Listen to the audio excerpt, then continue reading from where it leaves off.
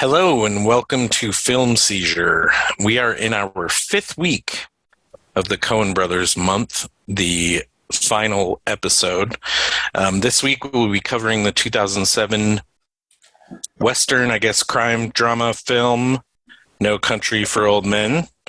I will be covering that with my two co-hosts, who I failed to mention earlier. Jason. You're going alone today. It's about time. Jason, say hello, Jason. Hello, Jason. And he Jeff did the thing. He did the thing. And then you did the thing of pointing out the thing. Yeah. And that's Jeff. It's getting, I could say the thing to you about the thing, and then it could keep going forever. Yeah.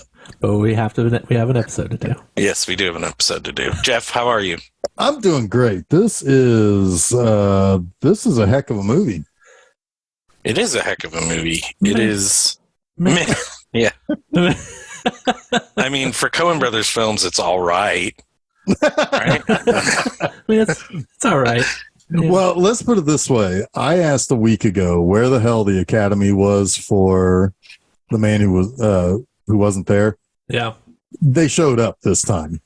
And they did. I mean, the Coen Brothers swept their categories. That's so unusual for people who get multiples like that to get all of them. You know, to have multiple nominations across the categories. The Coens swept their categories. Right. The movie did not sweep. Right. No. But they're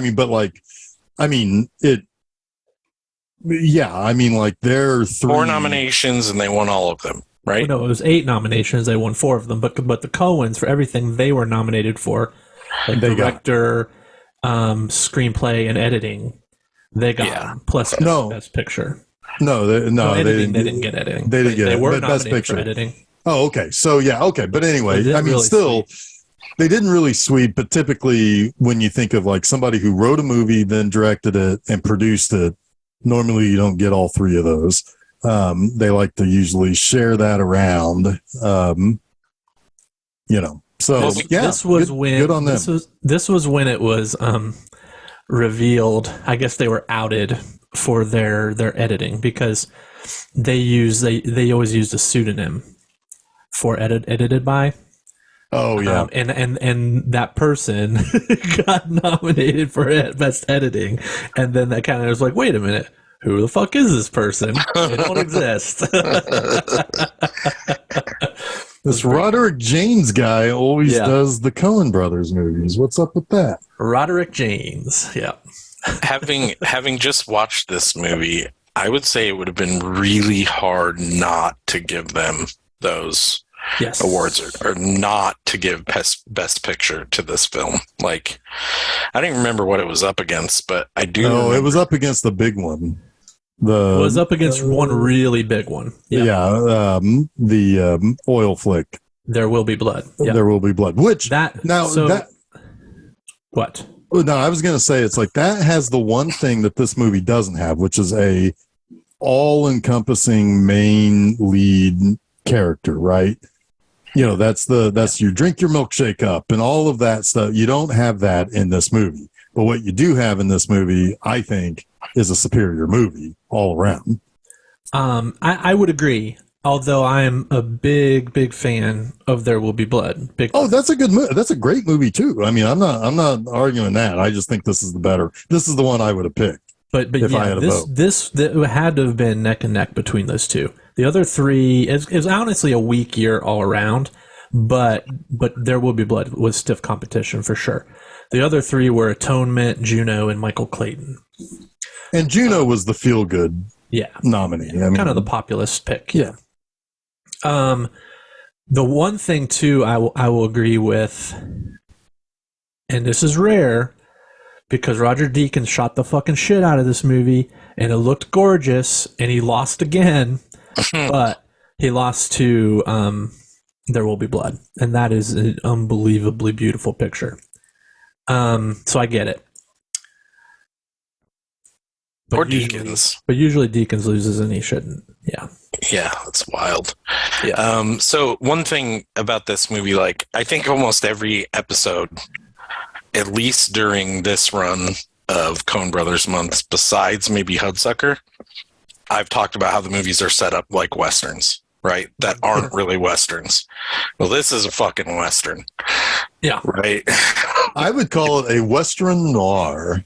Yeah, they call these like neo-westerns, right? Right. You have your neo-noirs, this is kind of your neo-western. But this doesn't stray too far from that, other than feeling obviously more modern. I guess that's the neo part of it, right? Or new. But yeah, like, it's pretty straightforward film. Like, it's just a train on a track almost the whole time. Yeah, Western. I mean, this movie is in some ways more Western than like what you would imagine as your kind of typical Roy Rogers or John Wayne Western, right? Like, right. Like, this movie is literally like examining itself. Its main character, I guess, one of its main characters, the Tommy Lee Jones character, is mentally and physically examining his life against the whole history of lawmen before him, right? Right. It is like, what is his place in that pantheon? What is his legacy, right? And what's more Western than that? You know, I mean, that's just great. Yeah, well, it's amazing.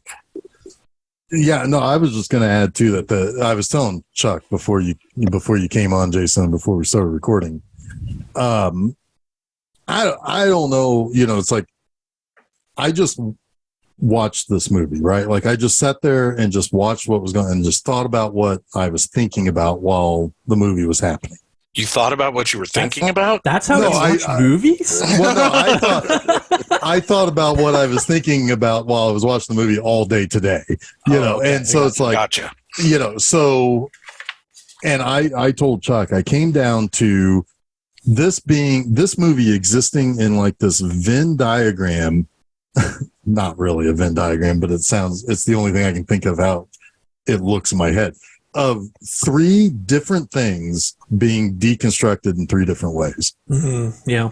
And Tommy Lee Jones is a big part of it because he opens and closes the movie. Mm-hmm. And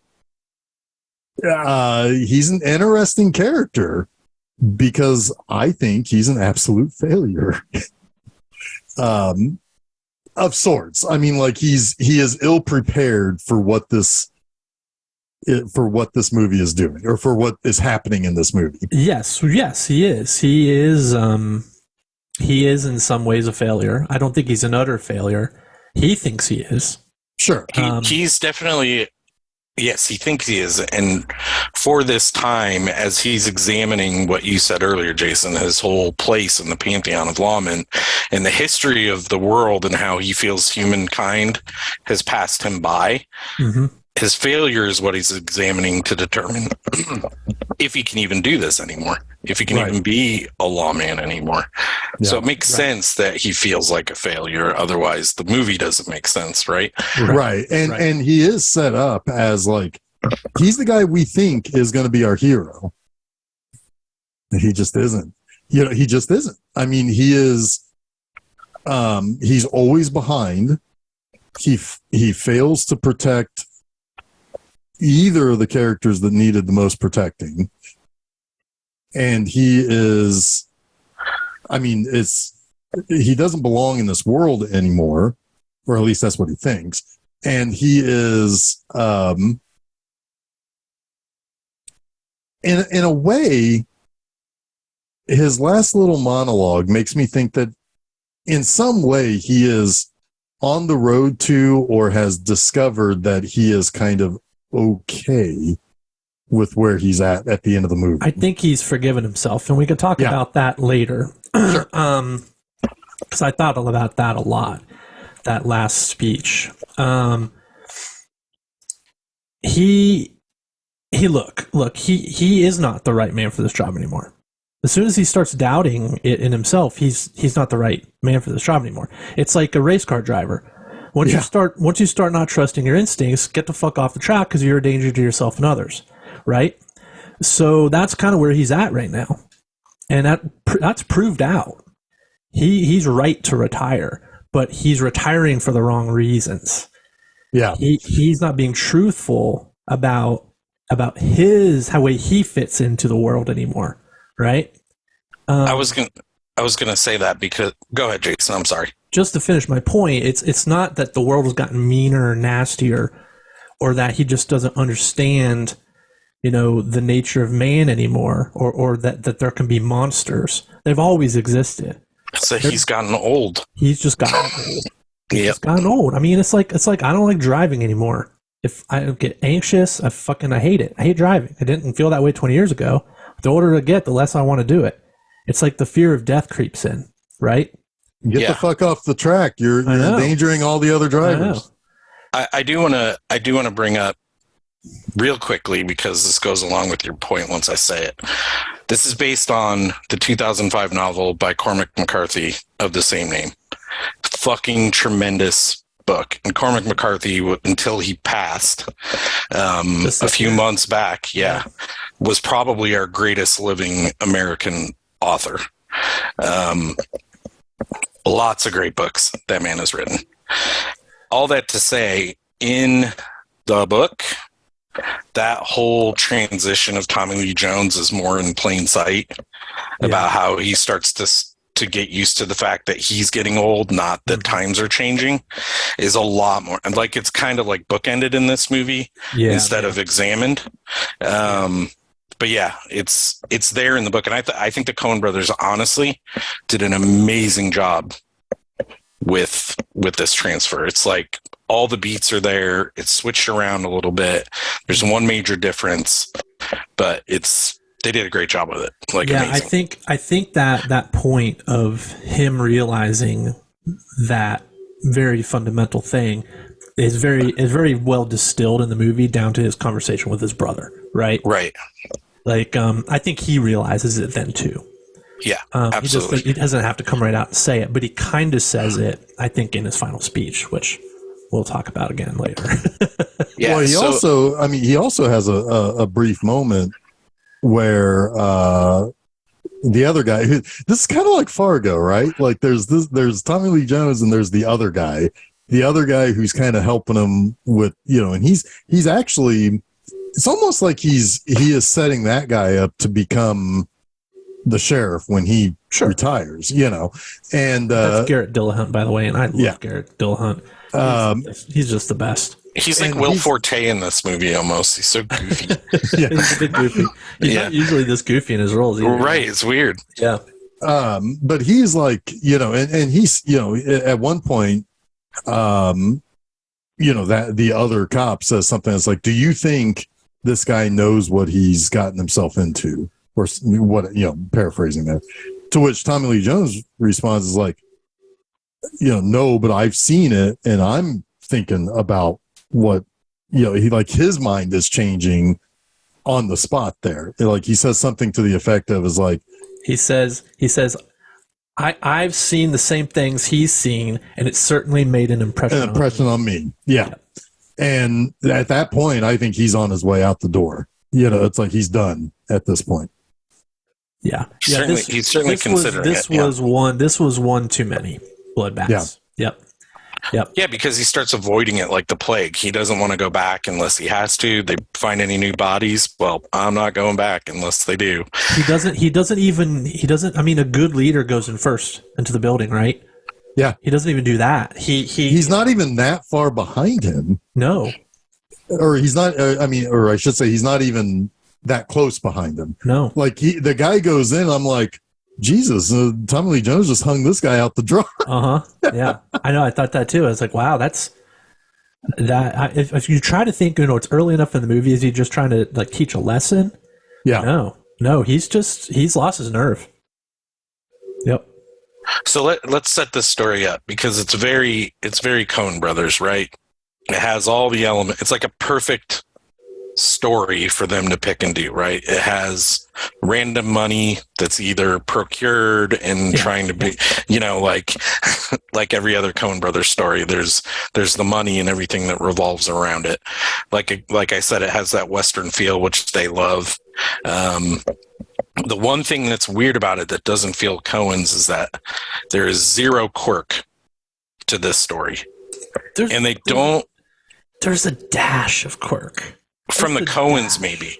From the Coens, maybe, not from the source material. Oh, the source material doesn't. Yes, I'm sorry. Yes. Yeah. they put in a very little bit of their own-ness into this, but it's very little bit. Agreed. Like, yeah. Like this was definitely their straightest, for lack of a better word, movie. Since Blood Simple, right? Since their debut. And the only other one that really kind of comes close is True Grit. But I would argue True Grit is like absurd at times, right? It is, and it has Jeff Bridges like leaning into it, like totally. But I love that movie. It's great. But yes, I was gonna say it kind of feels like a cross mix of Blood Simple and Fargo are like the two biggest pieces, right? Right. Throw the novel in. Those are the two movies that kind of like shape their sensibility to make a movie like this. I would argue. And then Lebowski is a little bit thematically like the search for meaning again, right? That everything doesn't always connect and everything doesn't always end the way you want it to, right? Right. So they were kind of building up to this movie, I think, is the point that I'm trying to make. Yeah, and it probably landed on their desk at like a perfect time, mid-2005. It wasn't like it'd been around forever, which for some reason, when I first saw this movie, I thought the book was like 1980s. Like it was an old kind of source material. And that, I mean, if you read any Cormac McCarthy, you can't tell when the hell things are going on, really. When did he write the book? It came out in 2005. Oh wow, yeah, it feels like he was probably writing it for like 25 years. Yeah, probably. I haven't looked too much into the backstory of that one, but that's Cormac though. Like, and it takes place in 1980, right? Yes, yeah. Which it feels very 1980, right? Yeah, for the most part. And there's no giant phone that Jeff has to worry about that someone's like. Well, what's interesting about it is almost timeless in some ways. Like the vehicles are old, but West Texas looks like that, Right. You could expect it to look like that right now. Yeah. With you there. You go to a trailer park in West Texas, they don't probably have like flat screens. Maybe some of them do, but it feels authentic in almost any time period since the 70s. Since the tube TV was on. Yeah, since the tube TV in color. Right. Yeah. So I said I was going to set up the story. There was a drug deal gone wrong in the middle of the plains of, I say plains, I don't even know, in West Texas, desert kind of landscapey area. And all of the players that were involved in that drug deal are dead. And Llewellyn is hunting on that grounds. He shoots an antelope. Is it an antelope or a gazelle? I can't even remember what kind of animal it is. I thought gazelle too, but I don't know. It's a pronghorn. Pronghorn. Yeah, it's basically it's well, okay, so wow, I'm looking at one right now. I see it. Yeah, it's considered an antelope, but it isn't. Yeah, it looks like the cross between an antelope and a deer. Yeah, that's a good. There's no antelope in this house. So he shoots a pronghorn and it runs away. And while he is tracking it, he sees a dog that does not belong in the area, and he keeps tracking. Yeah, it's hobbling around like it'd been injured. And then he finds this mess, and he tracks a man who had tried to escape with a bucket or a case of money. That's the setup for his story. He takes it home, right? There's your money. You also have Anton Chigurh, played by Javier Bardem, as one of the scariest people in fucking movie history. He is essentially a talking Michael Myers. Yeah.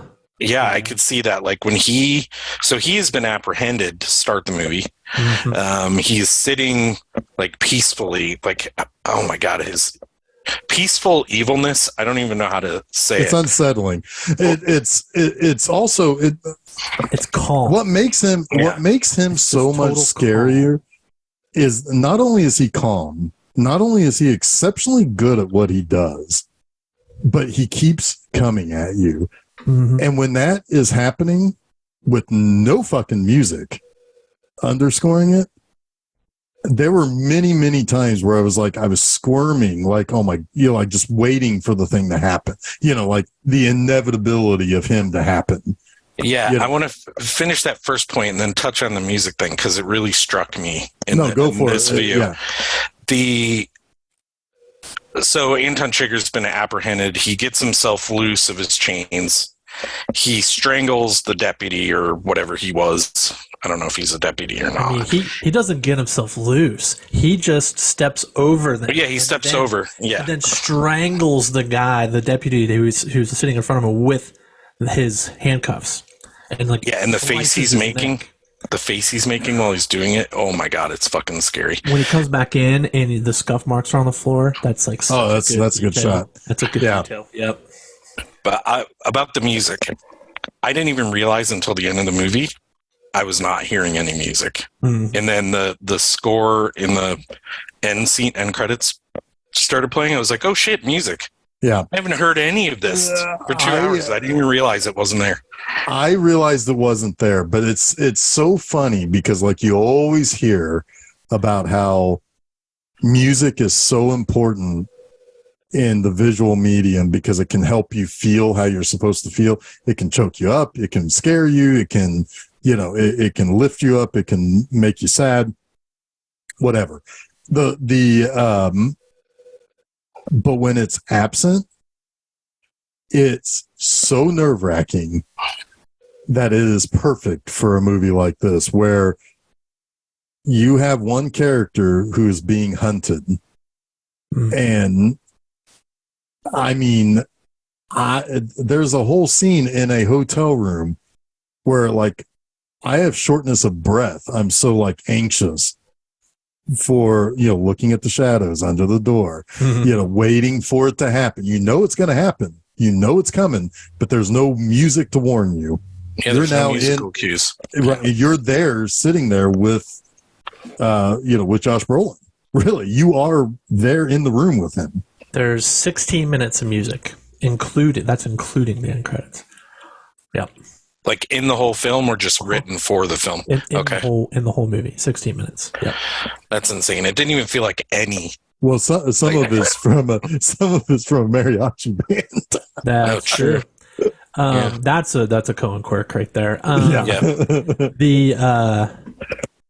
I was thinking as you were talking about and describing Bardem in this, I was like, you've kind of got three different types of predators in this movie, right? Like Bardem is ultimately your apex predator.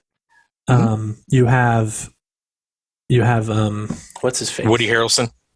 Well, yeah, I guess you've kind of got four in that regard. Predator of opportunity, that one. Yeah, you've got Josh Brolin, who thinks he's a predator. He thinks he can outsmart. But he couldn't even snipe a pronghorn. Right, but he failed at that.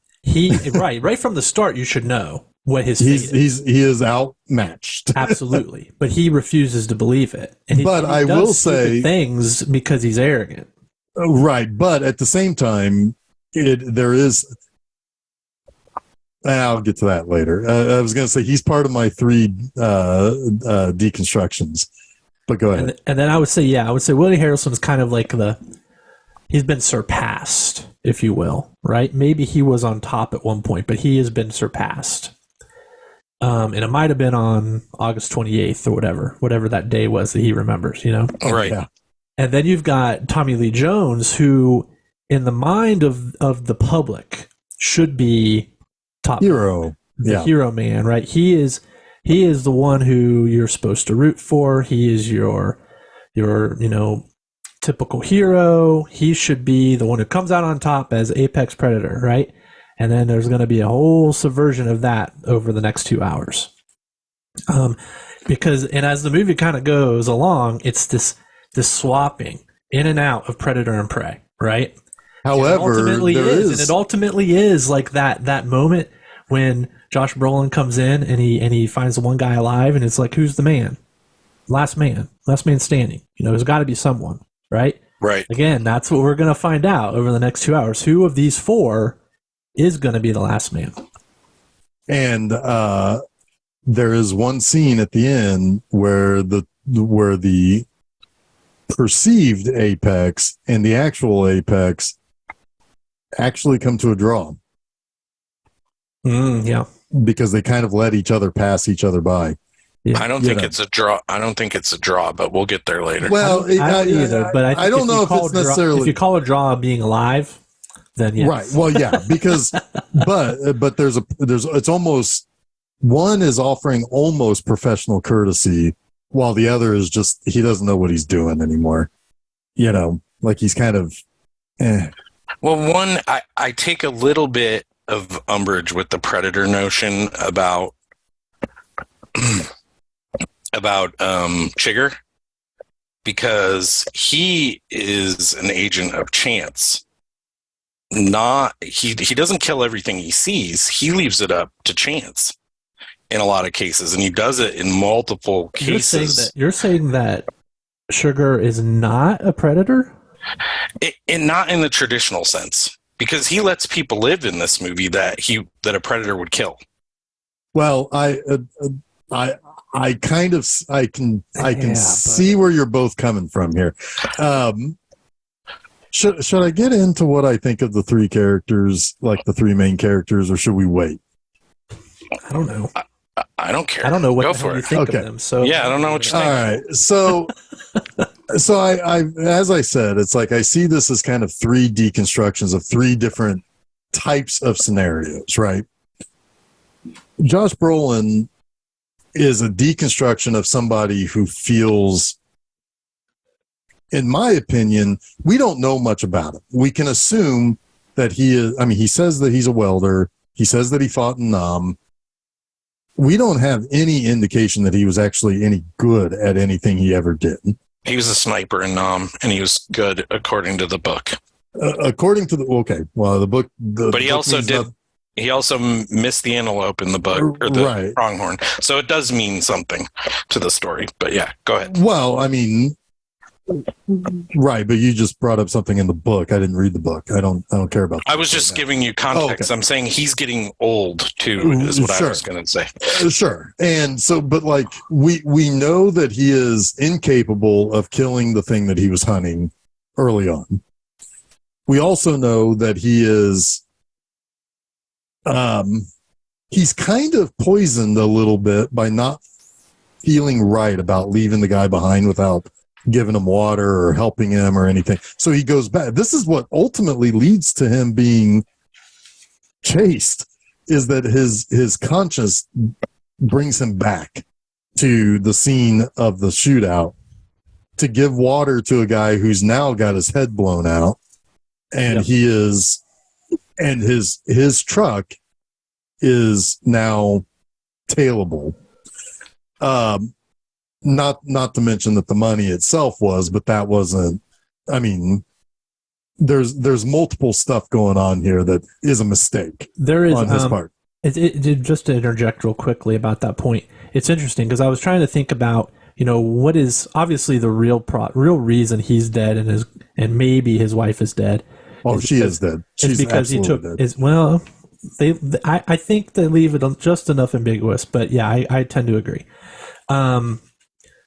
But damn it! Now I lost my train of thought. Fuck you, Jeff. Your interjection screwed me up. I will say while you're thinking, she's definitely dead. He checked his boots when he walked out of the house. Yeah. Yep. Yeah. Just like he checked his socks after he killed the Mexicans. It's a pretty obvious clue, I think. Yeah. At least to me. Yeah. Yeah, that's exactly what I see. I remember what I was going to say. What is the real cause? Well, the real cause of all the mayhem that's come after he set his life in motion when he took the money. But it's possible he could have gotten away with it had he not gone back. And so he could blame everything, all of his bad fortune, on doing a good deed, right? Sure. But then I could also see the fact that these people, the Mexicans, Sugar, Stephen Root, they have like omnipotent powers of some sort, right? Like I have feeling he was going to get found out anyway, whether he went back or not. Anyway, that's fair. I mean, the tracker, he would have been found out. Well, that right there, yep, yeah, that's true. But we weren't aware of that until right. Yeah. But the fact that it was even there is unexpected too. So I mean, it's. But anyway, in fact, who knows? Like maybe the fact that he went back extended his life because possibly he was more aware and in tune to the fact that they were on. He ran. He had to run. He had to run, and he didn't know about the tracker still, and that was definitely a detriment. But he was aware up until the point where he realizes it's a tracker, and then he uses it to his advantage to some degree. Jeff, I know we're belaboring your point, but I just want to add like a little color to this too, is that he didn't check for the tracker.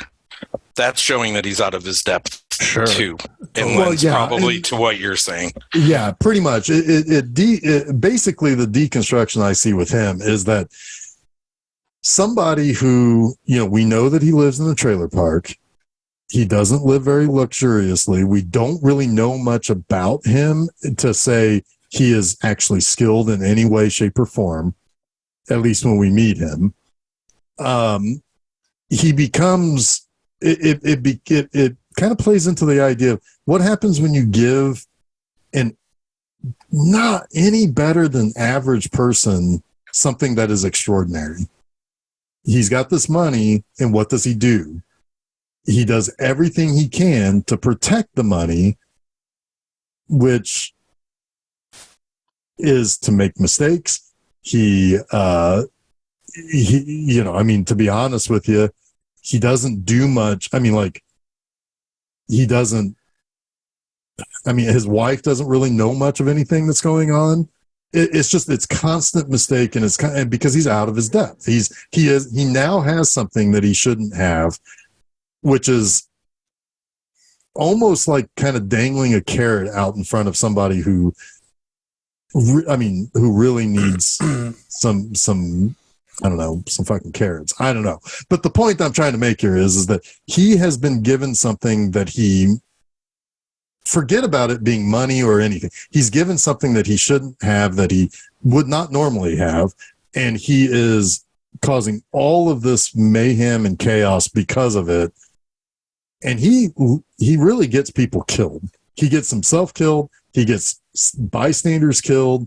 He gets pretty much everybody who dies in this, except for the first people at the shootout, is his fault.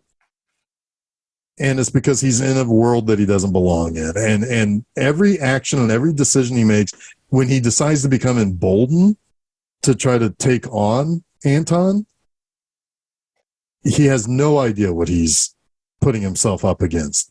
When he threatens to kill him if he goes after his wife, you're emboldened by something that you wouldn't have normally had any kind of balls for, if that makes any sense. I don't know, man.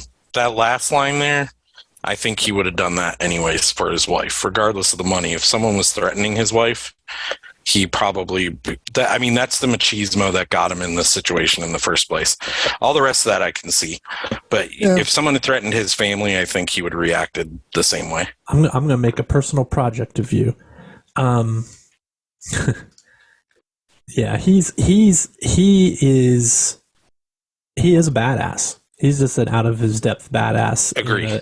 In a small pond here. Yeah. Okay. Yeah. Because I mean, yeah. Yeah. He might have missed the shot, and his skills may be declining, but Sugar is in a whole nother level. Right. Yeah. I think we should give Llewellyn more credit, which in turn gives Anton more credit than you were giving him. Well, no, and that's fair. I'm about to give Anton all the credit in the world because I don't think he's actually a human being. But we'll get there in a minute. Tommy Lee Jones, as I kind of mentioned, is like he's a great deconstruction of he's a out of the middle of nowhere sheriff who has seen some things in his time. He has a legacy he has to live up to. But at the end of the day, he too is outmatched, and he is ill prepared. At least today, he is ill prepared today to take on what is in front of him. And we'll talk about that in scene, because I think there's a lot that kind of lands me on him being like this. I mean, he's lost his luster. If he's a failure, it's because he's lost his luster and he's unable to really do the job as he once could. He reminds me of Clint Eastwood from Unforgiven. Yeah. Without the heroic ending of Unforgiven. Yeah. Right, where he had to resort to who he was. Right. Yeah. Instead of resisting it.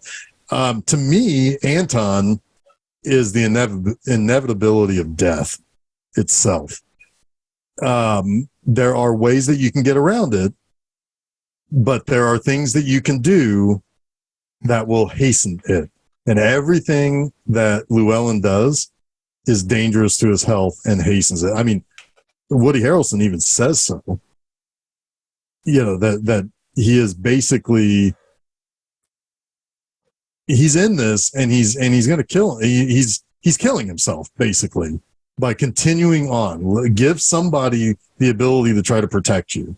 He's almost acting as a doctor at that point. But like Anton, I think, is more of a force of nature that cannot be avoided. And he does give some people the choice of the coin flip. But at the end of the day, death comes to everyone. And Carla Jean is kind of the only one who's willing to admit that and say, I'm not going to blame dumb luck. If you're here, you already knew what you wanted to do. Yep. So yeah, to me, the flipping of the coin does not make him any less of a predator. No. He is a predator with a warped sense of moral code. Right. And an arrogance that he can snuff you out, and he will snuff you out of existence for trying to make small talk. Yeah. But he'll give you a chance if you basically like belittle yourself, like demean yourself, dehumanize yourself to play his game. You might survive. It's fucked up, man. It is fucked up. Terrifying. I did want to say though that when I said he wasn't a predator in the traditional sense, I was thinking you were talking in animalistic terms. Like a predator would never give you the opportunity to survive based on a coin flip. So there is more to him than just... You're very narrowly defining the That's the way you presented it. That's the way you seem to... I just said three different types of predators. I didn't say they were sharks. Right. Okay. Oh my God! Imagine this movie being made by sharks. Either way. I mean, there no country for old sharks. Oh my God, we have $1 million movie right there. No ocean for old sharks. Oh my God, you could have a killer shark with a like a Dutch boy haircut. Do you think, honestly, that Carla Jean did not pick heads or tails eventually? I don't think she did. No, I think she did. I think she did. I think if there's one thing in this movie to hold on to, that's good. It's the belief that she didn't choose. Interesting. Yeah, because I mean, I really do think that it's like her saying you already knew what you wanted to do when you came here and waited for me. Yeah. That's a deliberate ambiguity by the Coens. Mm-hmm. I will say that. I do think that though that decision, there's metaphor in the fact that he gets hit by the car, T-boned and injured, and is now like very severely winged and on foot. That this could be his beginning of his end, right? And you can connect that to his last act, which was if she didn't choose and he still killed her, which we agree he did because he checked his boots, he broke his own code, right? Mm. And now it's all over for Anton. That's interesting. I'd love to pick the Coen Brothers unraveling. Mm-hmm. I'd love to pick the Coen Brothers brain on that. Oh yeah, because that is one thing that does happen in the book. I know we're not discussing the book. Well, she chooses. She does choose, and she's wrong, and she dies, and the car crash happens. Like that's how everything ends. So if their intention with that is what you just described, I think that's a fairly kind of genius change in the story to give you that kind of feeling. Fascinating. Yeah, I would love to ask them. They'll probably never tell us. Nope.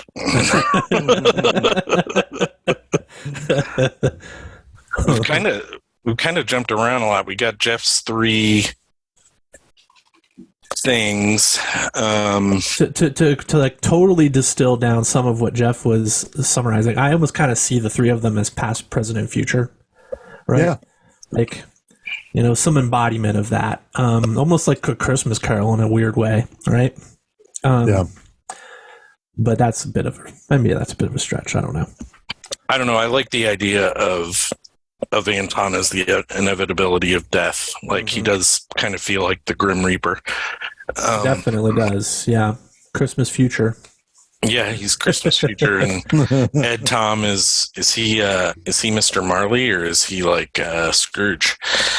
Well, I don't know, because I think he's kind of Scrooge. I think maybe the other thing that you can hold on to in this movie as a bit of humanity is his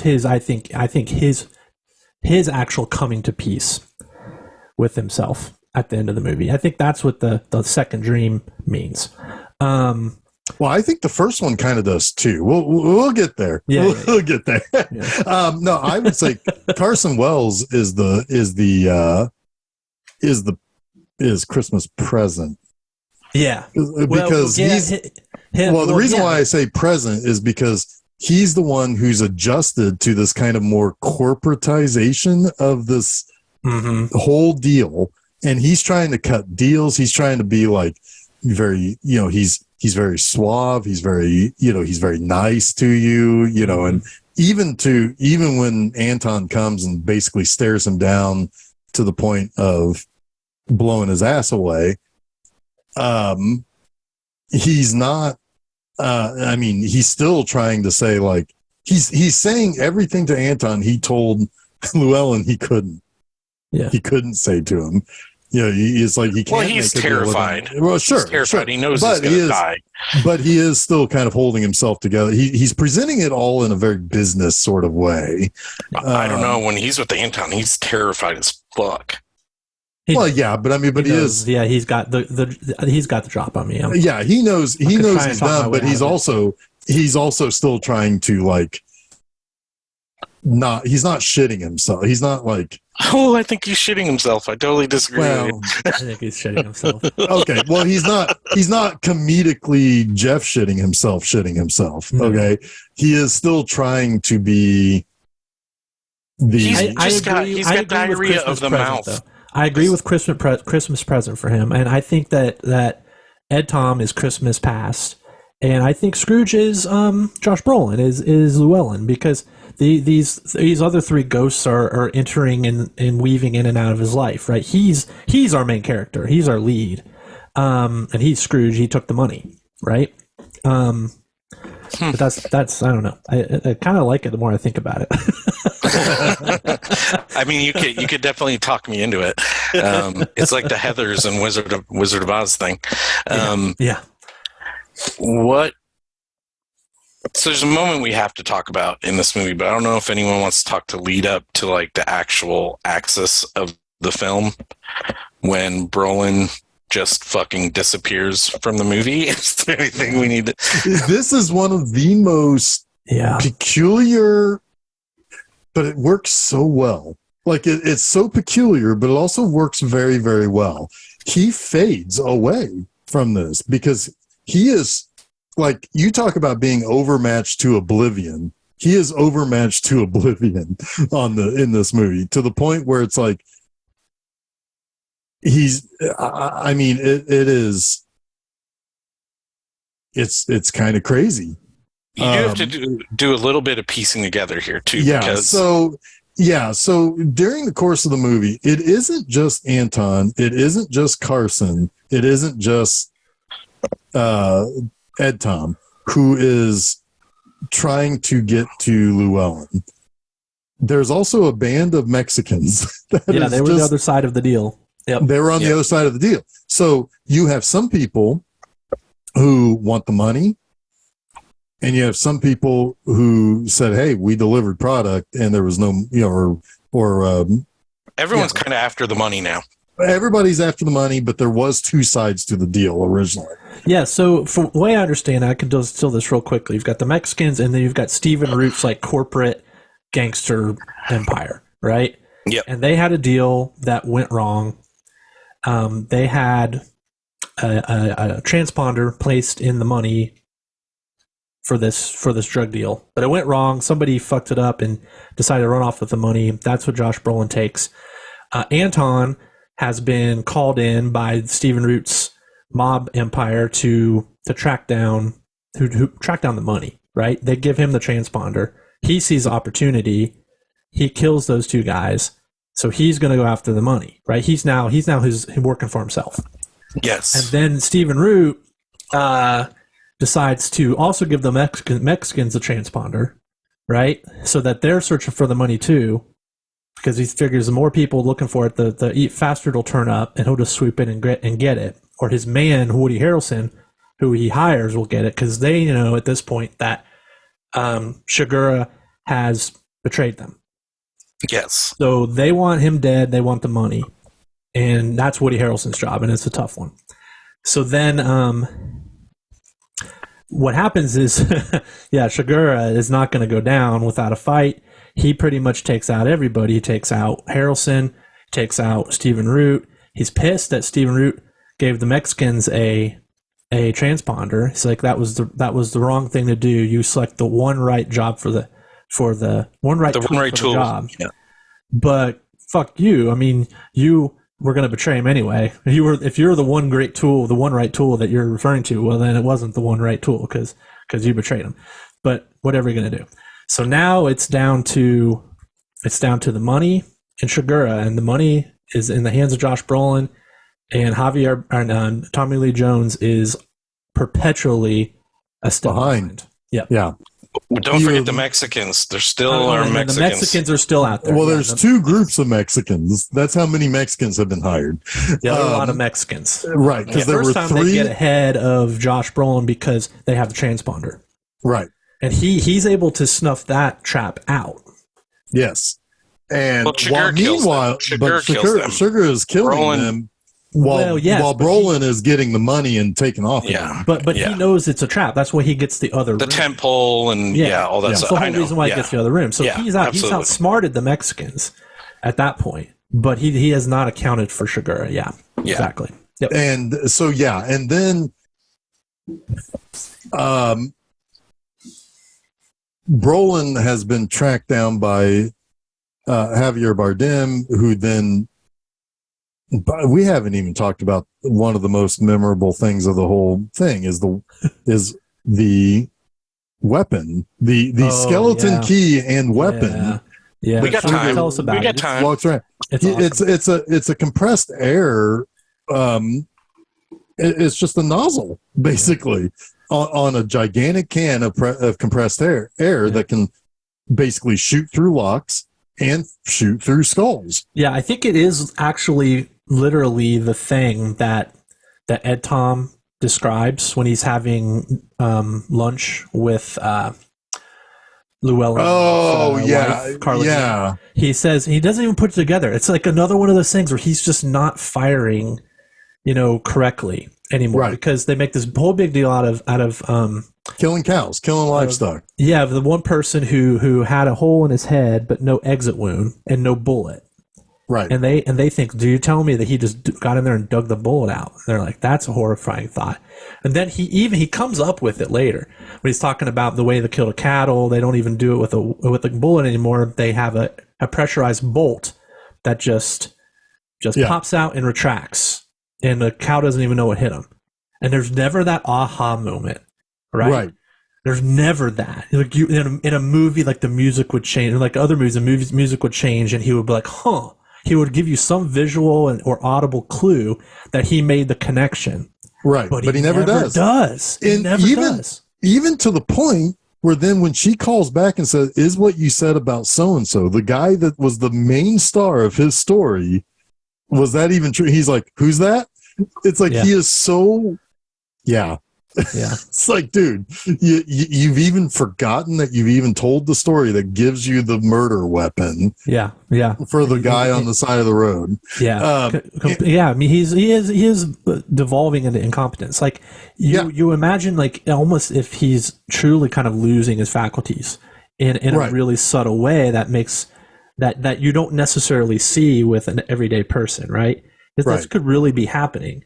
And who knows, maybe this would have been 20 years ago, the story where he came out on top, if he had gotten there a little earlier every time. But that's not that story. He's sheriff for a reason, right? Yeah, he was competent at one point, for sure. But it's not that story. Yep. No, it is not. Yeah, and he basically he uses this to knock out the locks on doors to get inside. He does this multiple times. He used it to kill the guy on the side of the road to steal his car when he just stand there still for me for a moment. What the fuck, that's so creepy. Creepy. Yeah. So and this is how he. This is that scene where I was like, I'm in that hotel room with Josh Brolin when he's figured out that there's a transponder. He's also paid the guy at the front desk not to, somebody's going to come here looking for me. I'm not here. You didn't see me. Basically. Call me if anyone checks in. And call me if anybody checks in. He hears something in the hallway. He knows somebody is walking down the hallway. And and so he tries to call the front desk. No answer.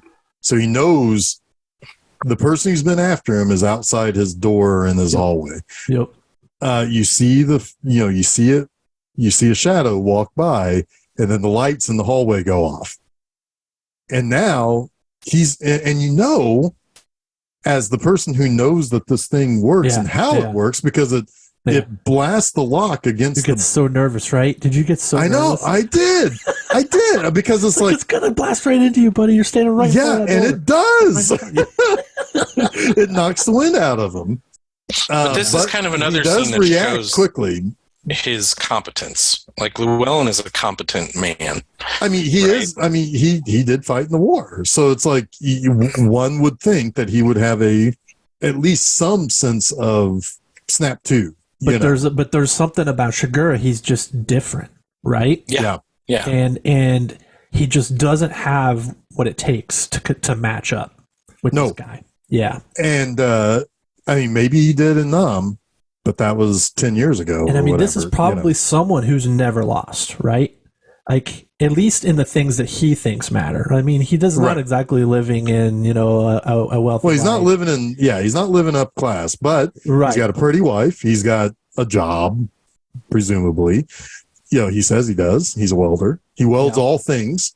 Everything welds, But yeah, he's like, when you think about like a game of pool or a game of darts or hunting competition or like these mano-a-mano competitions, he probably always wins, right? He's that kind of guy.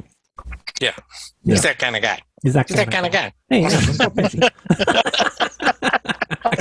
Okay. I'll tell you about Llewellyn, okay? But this is almost like a true draw here in a way. Yeah, for sure. Because they both get hurt pretty badly. They both have to slink away and lick their wounds a little bit. And so because he's able to basically shoot and get and get Sugar away from the door long enough for him to get out through the fire escape, I think, isn't it? It's basically fire escape. Yeah. And he gets down and he goes back inside the hotel to see that the guy's I think he literally just jumps out the window. Yeah. Okay. Yeah. He might. I mean, That's true. But he does come back into the hotel so that he can go out through the back way. Yep. So it's a little bit of misdirection there. So that's smart. You know, okay, cool. He ends up basically there's like at this point now he's being sniped. He's the pronghorn. Yeah.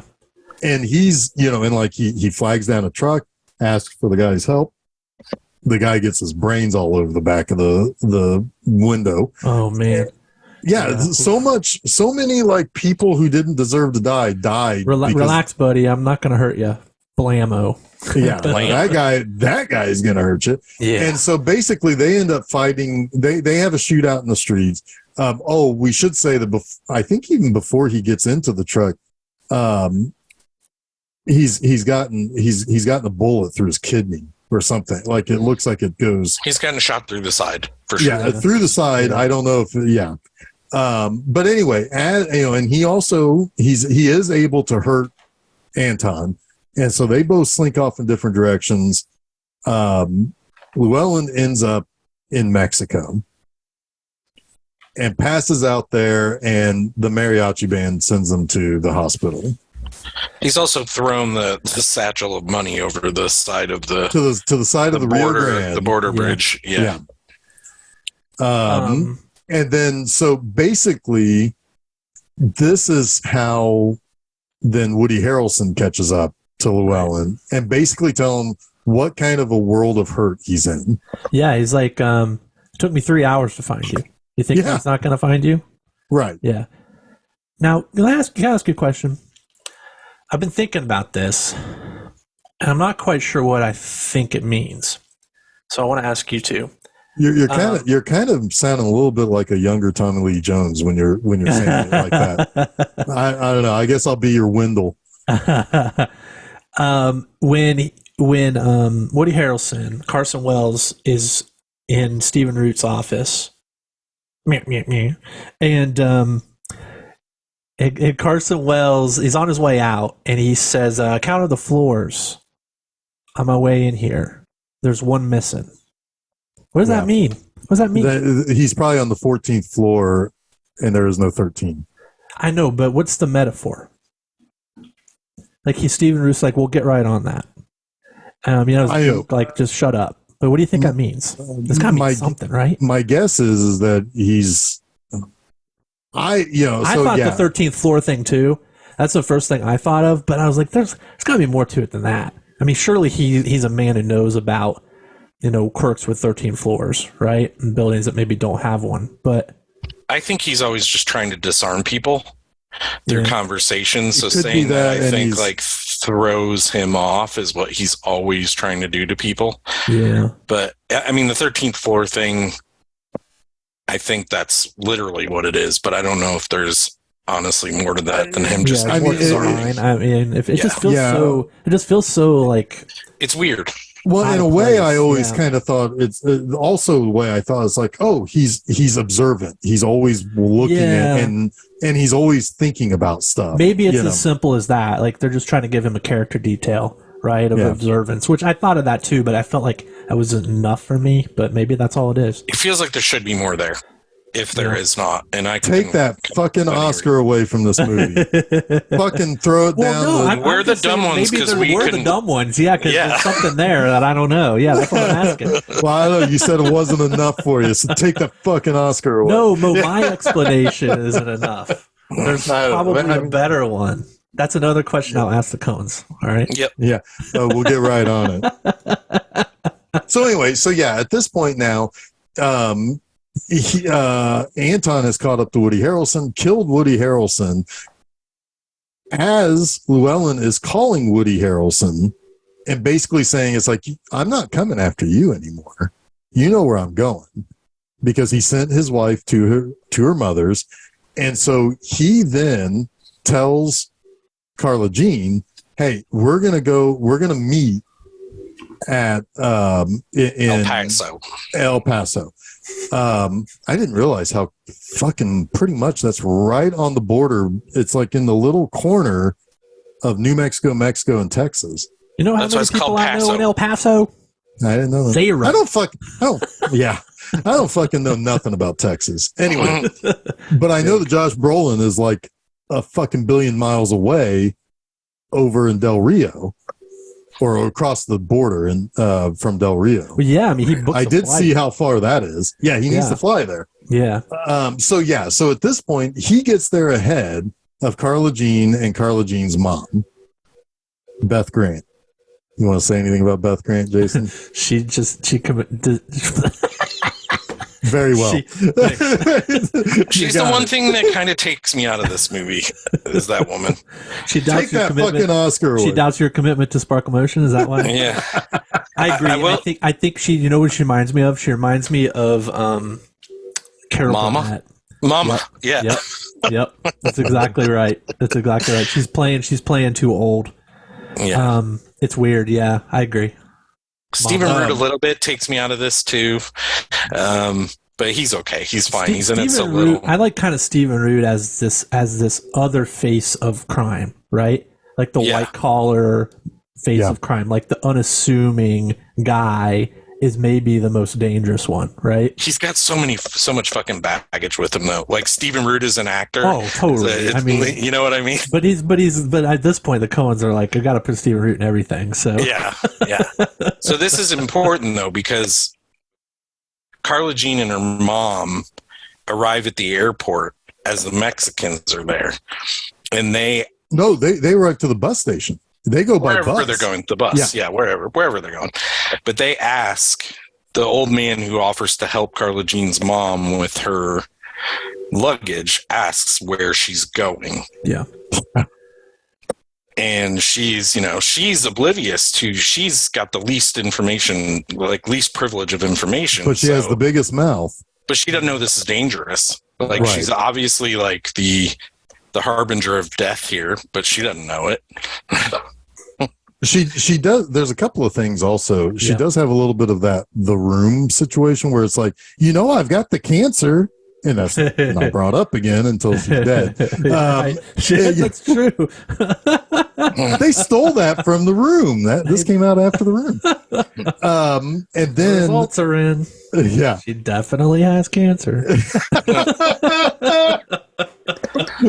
Anyway, but yeah, also it's like, she is so like, she shouldn't have been there. She shouldn't be a part of any plans ever, because she is so fucking annoying and overbearing. But whatever. She also has a little bit of that casual racism by saying that she's never seen a Mexican in a suit. Yeah. Like she in her mind, she's like, I'm paying him a compliment. Right. Yeah. But then we have, so Llewellyn actually, because he booked a plane and they're on a bus, arrives in El Paso first. Presumably the Mexicans drove there. Obviously didn't take the bus.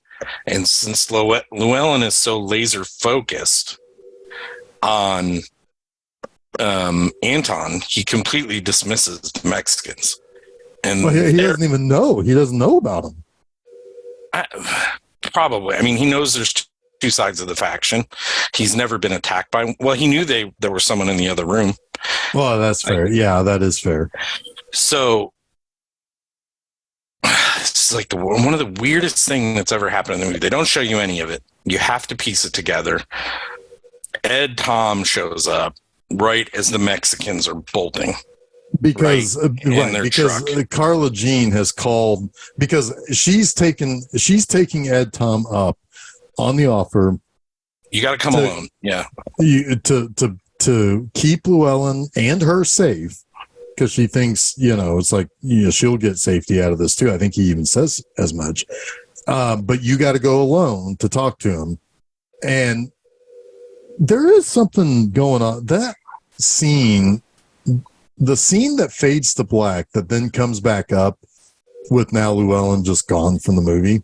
Like it almost, if this was a lesser movie, you'd think Josh Brolin just had to fuck off for another movie or something. That's how sharp and like you never see his fucking face again. No, it's jarring. It's jarring. Is jarring. There's even another funeral scene later, and you think that's not even his. That it's his, and it's not even his. It's like we've jumped that far in front and into the future. Yeah. It was jarring the first time I watched it. It was jarring the second time. In fact, the second time, maybe the second time, this is probably the third time I've seen this. But I haven't seen this in a while, probably 10 years.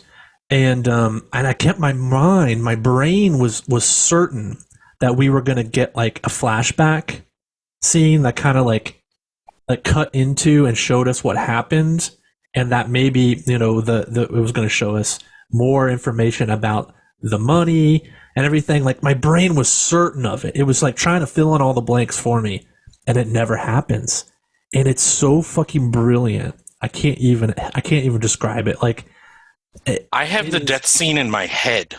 Yeah, like I can see it. Mm-hmm. It's fucking weird. There's a shot that helps choice. It is an unbelievably audacious choice, and it is in some ways the point of the whole fucking movie. Well, right? there is one thing that I think helps Chuck, you and me and Jason, well, probably all three of us, picture what happens. The girl's dead in the pool. They shoot the girl and he runs to the room. Right. And he gets gunned down in the room. And it's just like that, right? He's totally taken by surprise. There is no way you're going to get out of this one. Right. Yep. Right. Yep. But the scene leading up to that, where he's talking to the girl who wants to have beers with him, there's something about that scene that makes what happens after the fade to black that much more, what's the word I'm looking for? Not sad, not jarring, but like unfortunate, right? Because he's just having a conversation. The last time we see him is him talking about waiting for his wife, and he knows what beers lead to. He's not going to take this woman up on it. Right. And the next time you see him, he's dead. Yeah. It's affirmation of his character right before he dies, right? Yeah. The kind of person we think he is. And it's he's the last still time, that person. The money has not changed him yet. Like, yeah. And it's the first time we've seen him since he went home with the money in the early part of the movie, him not be in this fight or flight mode. And it killed him. And it killed him. Yeah. In a story structure way, it's and guess what? Not your hero. He doesn't make it. So now who's left? You've got Tommy Lee Jones. And guess what? He shows up late. He doesn't he can't even tell Carla Jean what happened. Yeah. He can't, because he failed. Yeah. Yeah. There's something interesting here though too, because he goes and talks to, I think that dude is the sheriff. Yeah, he is. Yeah. Of El Paso. And the sheriff mentions, like, it's so odd that, he went back to the scene of the crime previously, which gives Ed Tom the idea, because he's going to go home. Mm-hmm. And he's like, oh, maybe he'll go back to this scene of the crime because he's still looking for the money. And it's a really weird kind of scene here in the movie, too, because Chigger's there. He's behind the door when Ed Tom goes in. And I don't know how much time Ed Tom spends in there. He notices that the thing's been pulled off the wall. The dime is still there, and there's the same dust marks. Before that, he notices that the lock is gone. The lock is blown out. Been punched out. Yeah. And so he knows Chigger's been there. He knows he's been there, and he goes in. I mean, to his credit, that's a scary thing to do, right? And he does. He goes in. Especially if he's already considered and determined that he's going to retire, he can just walk away here. Yeah. He could just drive home, and this is El Paso's problem now. Yep. This is where I do think Anton offers Ed professional courtesy. You're not here. You didn't. You have your gun out, but you're not drawing it on me, and I have no reason to kill you at this point. So I'm just going to chill here behind the door. He's not been seen. He's not been. There's no reason for him to start anything here. I mean, the only reason to kill him is to get him off his back. But I don't think he recognizes him as that kind of a threat. It's like the Predator from the Arnold Schwarzenegger movie. Well, I mean, at this point, it's the bird that lands on crocodiles and pick out their teeth. And quite frankly, killing them might bring more heat. Yeah. Right. So, I mean, once the cop's been killed in El Paso, the net will probably tighten. It doesn't mean once a cop's been killed anywhere in Texas, but he doesn't want that. He doesn't want that kind of inconvenience, right? Yeah. That was my read anyway. I don't. Did you have? Read, Chuck? Yeah, I think since there was no, I mean, just the fact that Ed Tom is there is an inconvenience to him, but there's no immediate interaction. But he does, this does kind of lend credence to Later's observation about him making a choice, even though I do think she chose to flip the coin. In my mind, I think she had to, but he chose in this moment, right? He did choose to let Ed Tom live. So there is that part of him that doesn't leave everything up to chance, right? So it kind of does lend itself to the end of the movie a little bit. Yeah. Well, and also, if we go back to like thinking of Anton as the Grim Reaper, Ed Tom hasn't really done anything that has endangered his life, and he's also kind of at the end of his life. I think he's just letting them go. Walking into that room endangered his life. Well, sure, but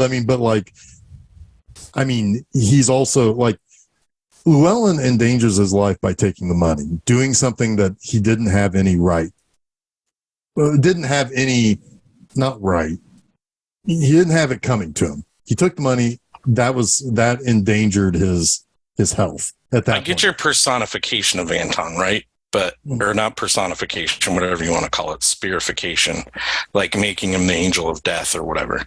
But he doesn't have that insight into Ed Tom to be able to decide, you haven't endangered your life, I'm not going to kill you. Well, but but on the screen, you can infer that just from if you take that. If you want to peel it back, yeah. If you want to take that, he hasn't decided that Ed Tom needs to die. I think it's as simple as that, because the Grim Reaper a metaphor works, especially for Kelly MacDonald, because he's decided. Even if she doesn't matter anymore, he has already decided. He promised. It's already been promised to Llewellyn that she will die, and for him, it's a compulsion at that point, right? It's been written in the books, and I am now the agent of fate, the agent of death, who has to fulfill that deed. It's as simple as that. There's no emotion in it. There's nothing in it. It's just a thing that has to be done. And that is super scary. It is scary, but he did still offer her a chance.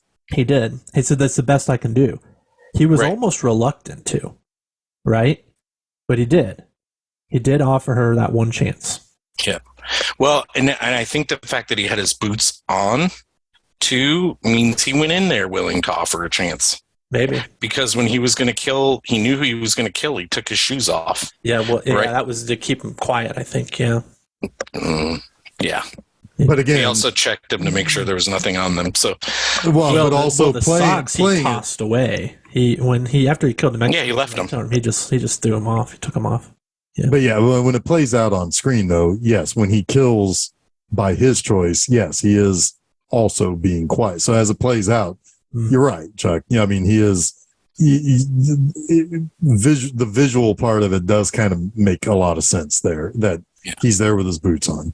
Mm-hmm. Yeah. Now I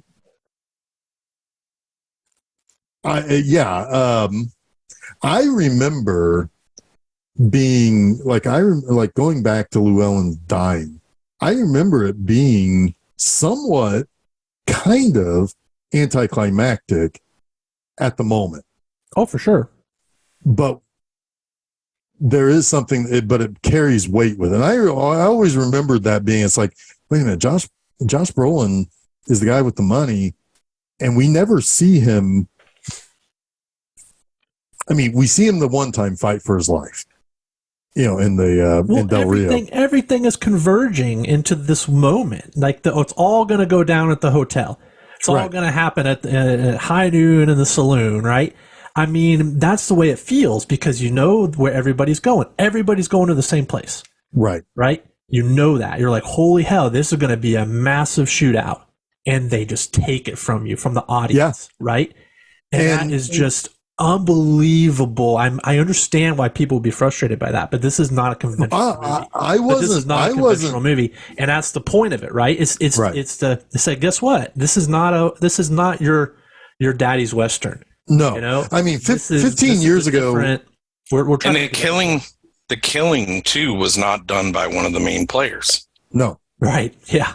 So they were kind of, I don't know how to say this. They're not unimportant to the story, but they're unimportant to the narrative that's being told. Well, and even to be honest with you, it comes off as being a little bit more realistic. Yeah. Yeah.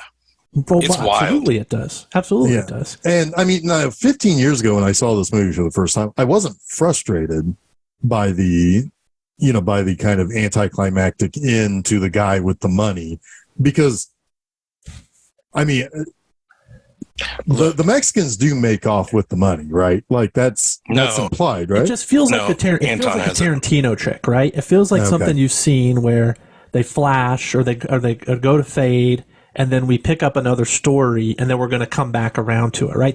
It felt like a narrative choice, but it never comes back around. No, and it is kind of like it becomes somebody else's story at that point. Yeah. It becomes Ed's story. Here's why I think real quick why Anton has the money, because when the grate for the air conditioning duct is laying on the ground, one, he's already figured out that where Josh Brolin hit it once, but there's also a coin, a dime that he chose earlier when he unscrewed it originally. So I think he makes off with the cash. Absolutely. He doesn't have it when he leaves the car crash. So I don't know. No. He's probably left it somewhere. That's months weeks or months later. Yeah. Because again, they subvert you. They think you're at Llewellyn's. Yeah, you're right. You're not even at his funeral. You're at her mom's. Yeah. So basically, I mean, we basically talked about the end with Carla Jean and Anton. I mean, at this point, we are now picking up with Bell living Ed Tom Bell living the retired life. And he seems to almost not really know what to do with himself, but he doesn't seem unhappy. Like he seems like, like he wants to go riding his bike and he wants his wife to come with him, but she's got to still work, He seems like a restless retiree. But not unhappy that he's retired. I could see him going back to work, but I don't know. It wouldn't be as a sheriff. Right, exactly. That's what I'm getting at, is that he seems to be perfectly fine leaving the law behind, And he tells his wife about 2 dreams he's had. One dream is he lost some money that his dad gave him. And it should be mentioned, his dad is an important figure as set up in the first narration. At one point in time, they were both sheriffs, and it was the only father-son sheriff in Texas or something like that. Yeah. And he has quite a bit of reverence for his father. And I think he sees that he once was, or he still wants to be like his father. Right. He has reverence for that and reverence for lawmen who can do the job without a gun. Yeah. Yes. Which is informing his whole idea that society has gotten more violent. Right. Yeah. Exactly. It's not just that he's gotten older. Because he loves the old stories of the old lawmen, and yes, there's like this. It's almost like a pipe dream to think that he can do his job without a gun, right? And he seems to have prided himself on. Well, is it his career with that one. Yeah. Right. Is his great uncle the story he's told by his brother or his uncle, whoever? I think that's his uncle or something. Yeah. And then, or it could be uncle. Yeah. I think the uncle is telling him a story about his great uncle.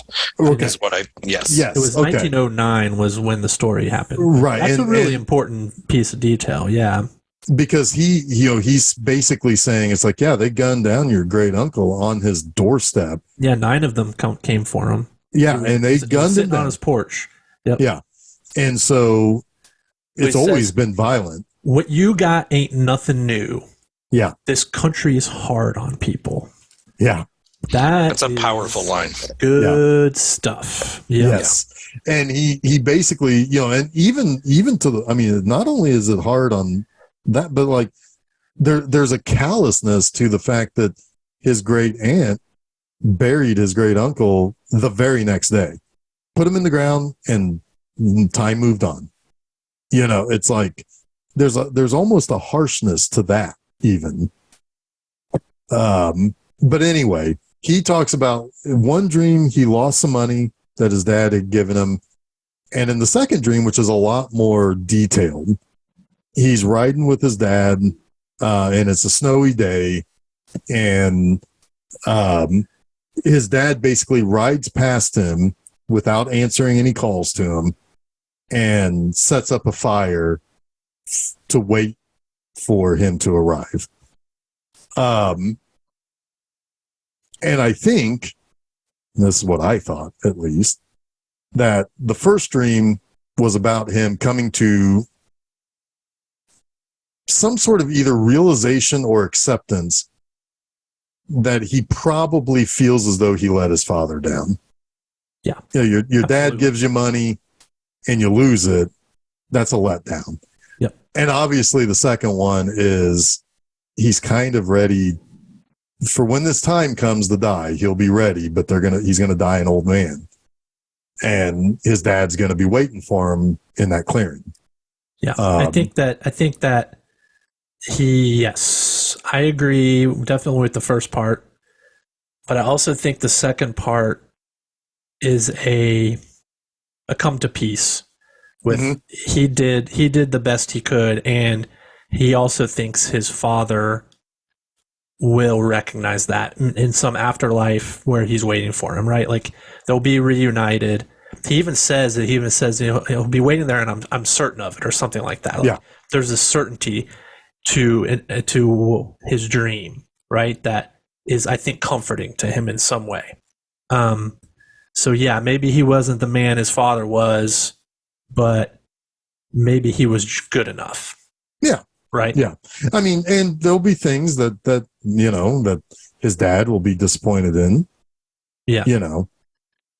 But not to the point where he's not going to be waiting for him at the end and accept him. Right. Yep. Yeah. Hundo, that was my read. Similar read, Chuck, or anything to add? Yeah, no notes there. That's pretty much how I read it. No comments. Thanks, Matt Damon. Yeah. I mean, really, I think it's pretty straightforward, right? Like, there's not a whole lot to dive into there. But yeah, he did feel like he lost some of his father's respect, and then either he gained it back, or it doesn't matter. His father will respect him. Yeah. He also said that he was at that point in time 20 years older than his father was when he died.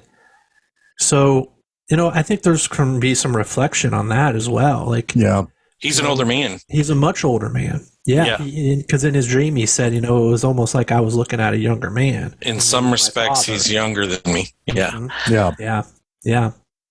Pretty crazy. There is a kind of a through line in the book about God and having God in your life a little bit and bringing God into war. And I'm really glad it's left out here, but I think it would make a lot of this, like the spirituality of his dreams at the end, make a lot more sense from a spiritual nature.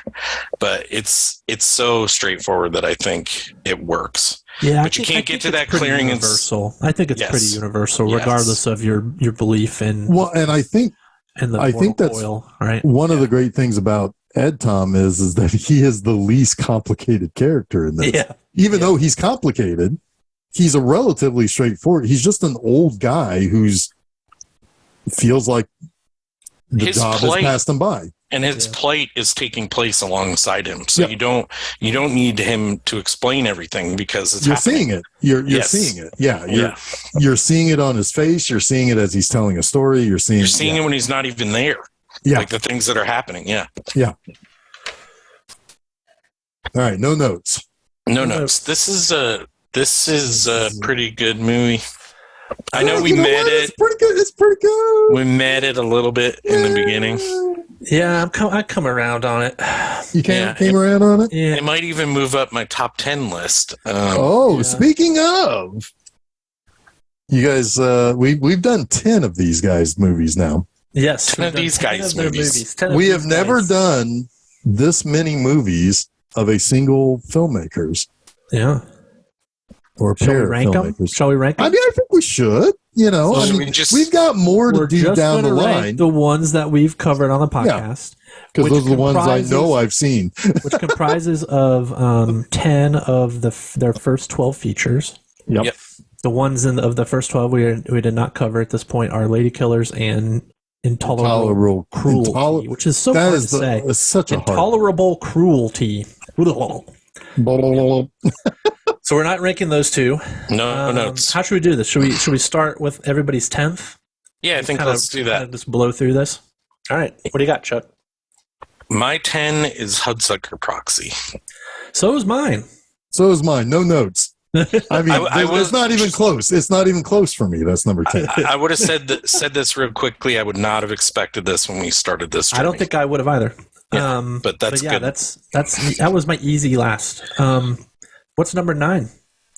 I'll go again, I guess. And this was really hard. I just want to say that the next 9 movies, I kind of love all of them. Yeah, it's kind of hard. Like, they're all great to really great. Yeah. Barton Fink is my 9. Okay. I'm going to put Blood Simple as my number 9. Mine is Miller's Crossing. It wasn't really that hard for me. I like the movie. It doesn't resonate. It's not the type of movie that I go back and watch a lot. One real quick note, and this is something my dad and I talk about. As much as I especially liked, growing up, especially like Goodfellas, that's also a movie that's kind of like Miller's Crossing. I don't want to go back to. I'm not really drawn to those kind of ultra-violent mob movies. Yeah. If that makes sense. So yeah, that one was one where it's like, it's a good movie. I have no real negatives to point to. It's the one of the next 9 that I would not watch again. That's probably fine. You don't have to defend it. It's fine. No, you're wrong. I know you guys like the movie a lot, so I wanted to make sure everybody knew I liked the movie. It's just, All right, number 8. Blood Simple. Okay. Yeah. This is where it starts to get really, really hard for me. And I would probably put Raising Arizona here. So did I put Raising Arizona there too.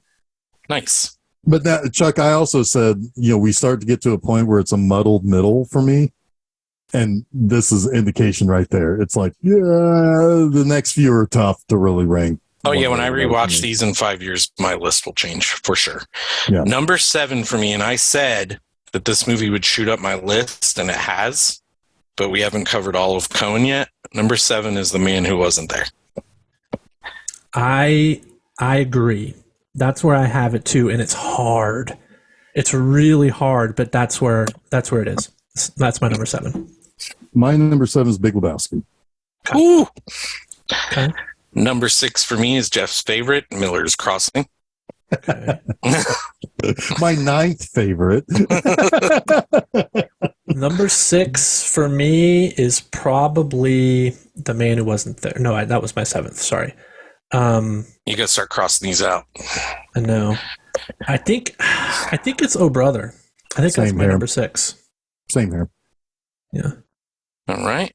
My number 5, and a lot of this has to do with, it's been one of my favorite movies since I was a child, Raising Arizona. Okay. Yeah. No, absolutely. I'm probably putting Barton Fink at number 5. I've got Blood Simple at number 5. Okay.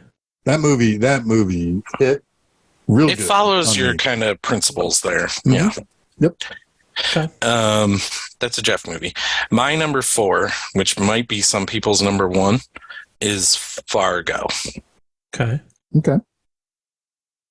All right. My number 4 is, yeah, I think Fargo is my number 4. Barton Fink. Barton Fink. I did it. I got to do it again. I've been waiting for it. I will admit before I say number 3, it's changing right now because of our conversation. So I'm going to put The Big Lebowski previously at number 2 at number 3. Okay. Big Lebowski's number 3. That's your number 3. Okay. Okay. Leo gets again. What's he get again? This is where it's real hard. But I think number 3 for me is going to be Miller's Crossing. Okay. The top 3 was the 3 I didn't have as much trouble. The Man Who Wasn't There is number 3 for me. All right. Number 2. Number 2 for me, we just talked about it. No Country for Old Men.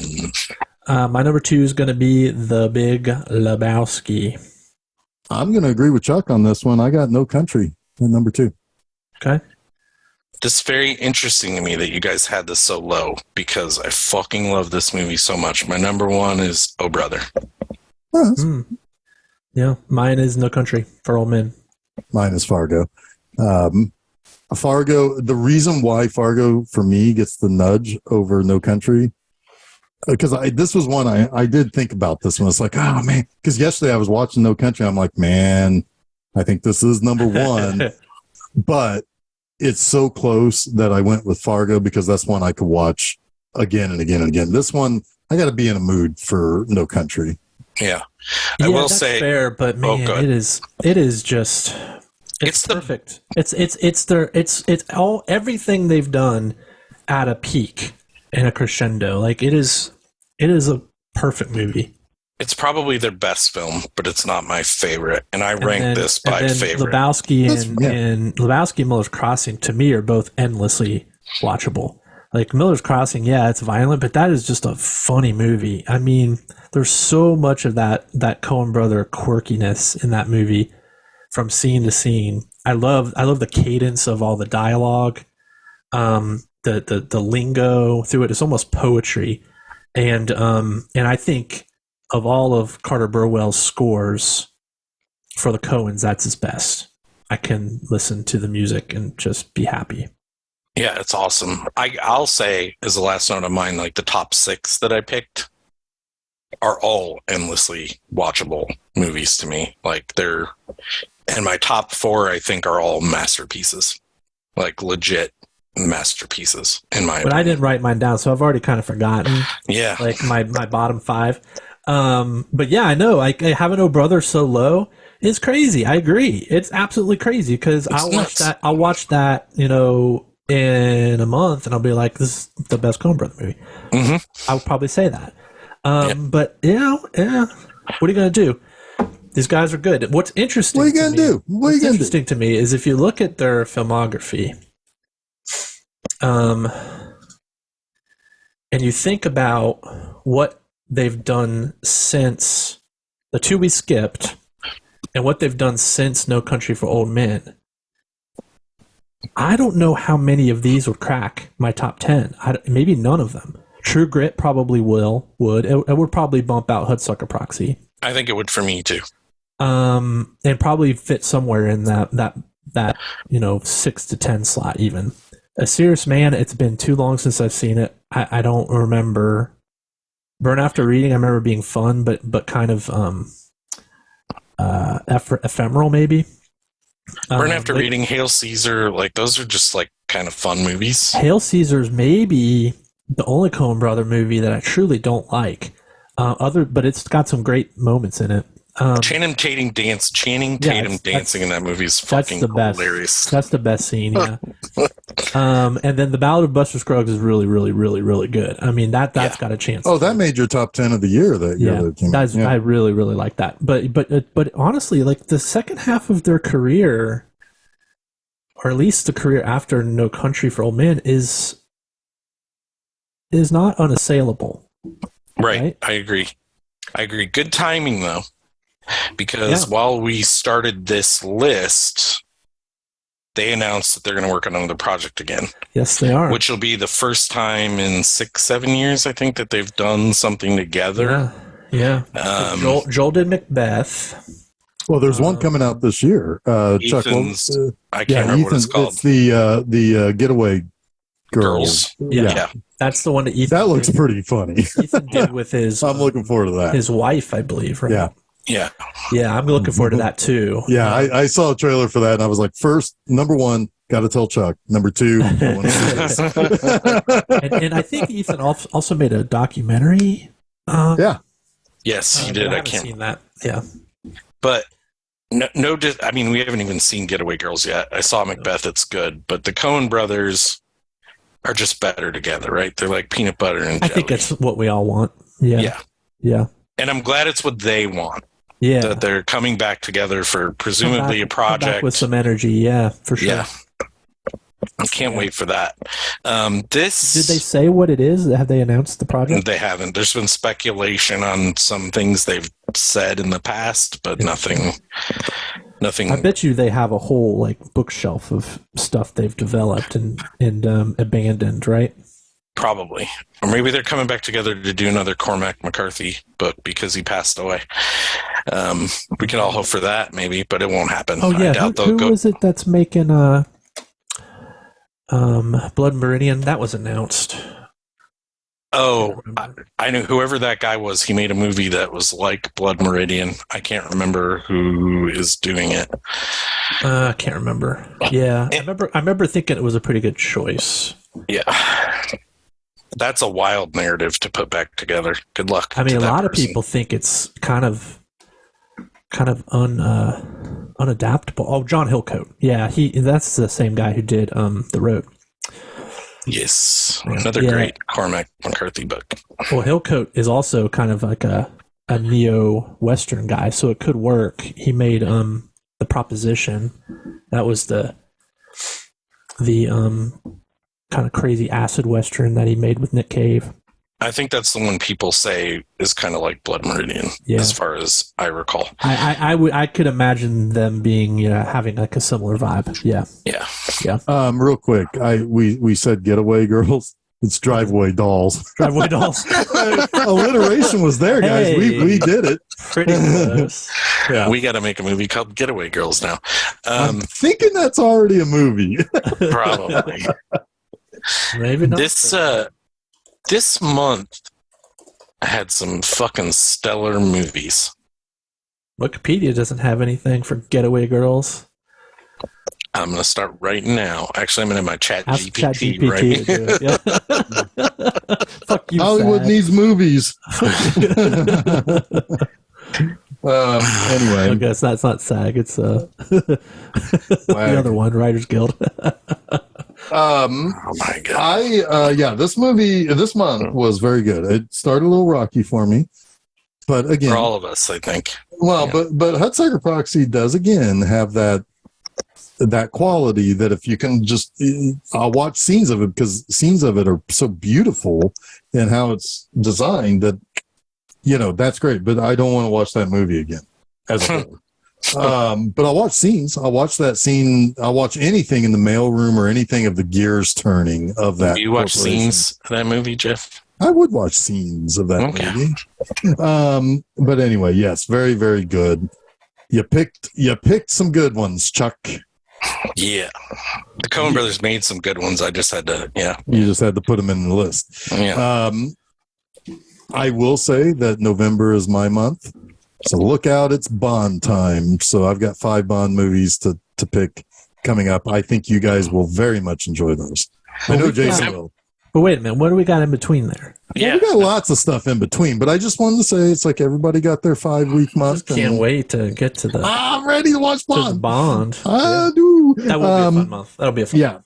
Now next month is a little weird. Now next Wednesday, we kick September off with Big. It's 35th anniversary. We talked about Tom Hanks back in Money Pit, and we thought Big would have been a good one to talk about. It's kind of celebrating an anniversary.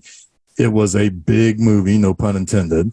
Certainly was massive for Tom Hanks. It basically made him an Oscar darling. I think that was his first nomination.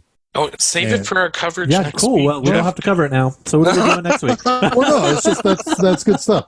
And then from there, I think September gets a little weird because then we're just going right into horror for the next 7 weeks, which is fine. Yeah. That's fine. Big is kind of a horror film. In a way, it kind of is. Yeah, it is. It really could be if you really think about it. And you really piece it all together, it gets a little. I didn't even have to think about it. It's kind of a horror film. Yeah. But anyway, so starting next week, with next week, we have Big on Wednesday. Next Monday, on my program, Monster Mondays, I am talking about 10 Cloverfield Lane.